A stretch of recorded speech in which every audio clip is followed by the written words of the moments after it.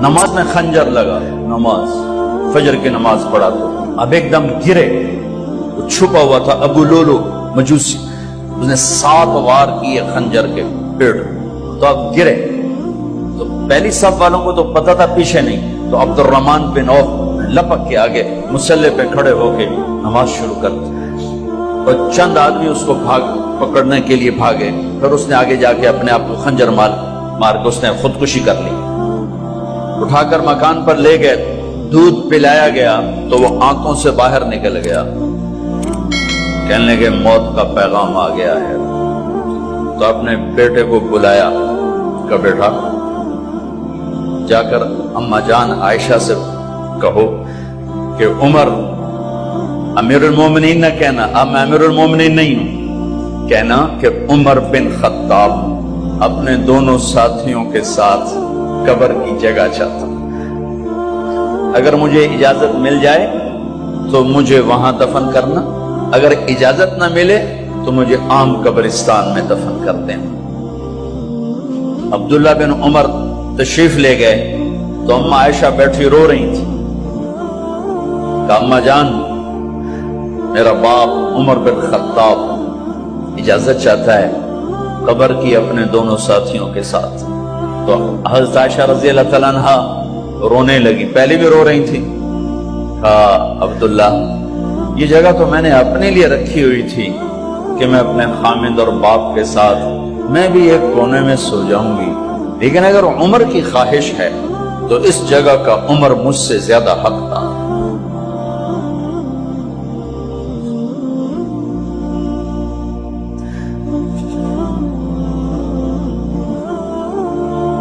بیٹے نے آ کر کہا ابا جان مبارک ہو، اجازت ہو گئی، کہا بیٹا ہو گئی، لیکن جب میری میت اٹھاؤ تو دروازے پر جا کر رکھنا اور ایک دفعہ دوبارہ پوچھنا، ہو سکتا ہے میرے شرم میں اجازت دی ہو اور میرے مرنے کے بعد انکار فرما دیں، تو ایک دفعہ دوبارہ پوچھنا، اس وقت بھی اجازت ملے تو پھر لے جانا ورنہ واپس لے جانا۔ حضرت علی اور حضرت حسن تشریف لائے جس دن انتقال ہو رہا ہے، تو گھبراہٹ دیکھی تو حضرت علی نے فرمایا عمر موت سے ڈر گئے ہو؟ کہ نہیں موت سے نہیں ڈر، موت کے بعد کیا ہوگا اس سے ڈر گیا۔ یہ کون کہہ رہا ہے؟ میرے بعد کوئی نبی ہوتا تو عمر ہوتا، یہ وہ کہہ رہا ہے۔ یہ کون کہہ رہا ہے؟ آپ نے کہا آج رات میں جنت میں گیا تھا، میں نے ایک بڑا خوبصورت محل دیکھا، سونے چاندی زمرد یاقوت موتیوں کا، میں نے کہا یہ کس کا ہے؟ تو مجھے کہا گیا کہ آپ کے غلام عمر بن خطاب کا ہے۔ کون کہہ رہے ہیں موت کے بعد جو ہوگا اس سے ڈر رہا ہوں؟ کہ آپ مسجد میں انٹر ہوئے، مسجد میں ایسے لوگ تھے، ادھر ابو بکر تھے اور ادھر عمر تھے، آپ دیکھو، آپ نے یوں ہاتھ پکڑ لیے، دونوں کے ایسے ہاتھ پکڑ لیے، ادھر ابو بکر ادھر عمر، کہ مجھے دیکھ رہے ہو؟ کہ جی، کہ قیامت کے دن میں ایسے اٹھوں گا کہ میرے ادھر ابو بکر ہوگا اور ادھر میرے عمر ہوگا۔ یہ عمر کہہ رہے ہیں موت سے نہیں ڈرا ہوں، موت کے بعد کیا ہوگا اس پہ ڈر رہا ہوں۔ تو حضرت علی نے فرمایا کیوں ڈرتے ہو؟ میں گواہی دیتا ہوں،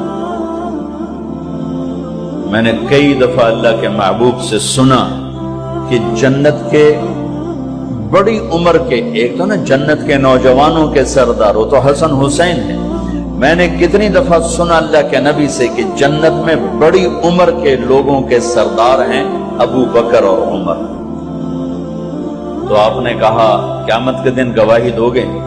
آپ نے کہا، حضرت علی نے کہا میں بھی گواہی دوں گا، میرا بیٹا حسن بھی گواہی دے گا۔ وہ حضرات تشریف لے گئے تو موت کی آہٹ کو محسوس کیا تو بیٹے کی گود میں سر تھا عبداللہ بن عمر کا، بیٹا یہ زمین پہ لٹا، انہوں نے یہاں سے ہٹا کر یہاں سر رکھ دیا۔ وہ حق سنا نہیں کیا کہہ رہا ہوں، زمین پہ ڈال دیں. ان کا جی نہیں چاہ رہا تھا. کیا کہہ رہا ہوں؟ زمین پہ ڈالو. انہیں آگے کر دے, خود پیچھے ہو, اپنا چہرہ مٹی میں یوں رکھ اور مٹی میں منہ ملنے لگے ایسے, اور کہہ رہا ہے ویل ویل لک یا عمر ان لم یغفر لک عمر ان لم یغفر لک ربک. اے عمر, اگر تیرے رب نے آج تجھے معاف نہ کی تو تو ہلاک ہو. ویل لک ولأمک ویل لک ولأمک یا عمر ان لم یغفر لک ربک. عمر, اگر آج تجھے اللہ نے معاف نہ کی تو تو ہلاک ہو. اتنے بڑے مقام والے 1,24,000 میں ایک آدمی ہے مراد, جسے مانگا گیا ایک آدمی. یا اللہ, عمر دے دے میرے اسلام کی بلندی کے لیے. وہ کہہ رہے ہیں ویل لک یا عمر ان لم یغفر لک رب.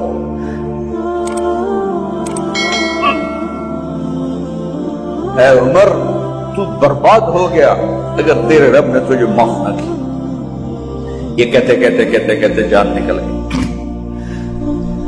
صہیب رضی اللہ عنہ نے آپ نے وصیت فرمائی تھی میرا جنازہ صہیب پڑھائے, رومی. جنازہ پڑھایا گیا, کندھوں پہ اٹھایا گیا, اور آ کر اما جان عائشہ رضی اللہ عنہ کے دروازے پر عبداللہ بن عمر, باقی تو کوئی پتہ نہیں تھا کسی کو, کبھی ٹھہر جاؤ, جنازہ یہاں رکھ دو. پھر آگے بڑھے, دستک دی, اما جان میرا باپ عمر بن خطاب دروازے پہ پہنچ چکا ہے, اندر آنے کی اجازت ہے. تو اما جان عائشہ نے فرمایا مرحبا بعمر. ہم عمر کو خوش آمدید کہتے ہیں, اور باہر تشریف لے گئی. وہیں حجرہ مبارک میں قبر کھودی گئی.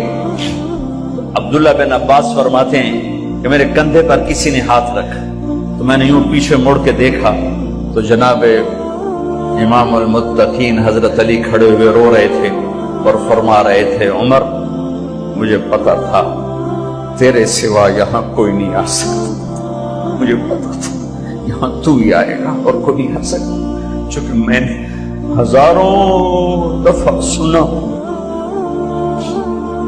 خرجت انا و ابو بکر و عمر دخلت انا و ابو بکر و عمر.